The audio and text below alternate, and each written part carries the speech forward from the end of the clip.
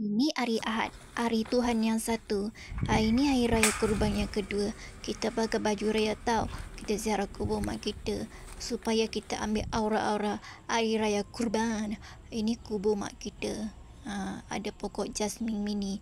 Pokok jasmin mini ni memang tak bau wangi. Selalu orang tak kat kubur je. Kalau jasmin biasa tu orang buat kosmetik ataupun minyak wangi ataupun wangi bilik. Katakan bunga jasmin putih tu rendam dalam air, lepas tu minum. Asyik untuk orang perempuan. Nak dengar bunyi aku rekod ni, bunyi takbir raya. Seronok dengar takbir raya. Rasa macam raya lah. Tapi ni raya kurban. Kita letak bunga putih kat kubur ibu kita. Ini kita beli bunga campur-campur. Ini kita tabur bunga campur-campur kat kubur arwah mak kita ni.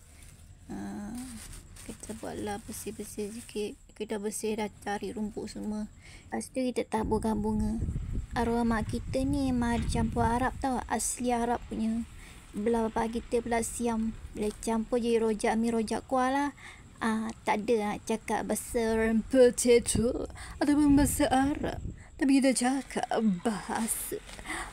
bahasa kebangsaan kita. Marilah beramai-ramai. Kita sempat singgah kedai India.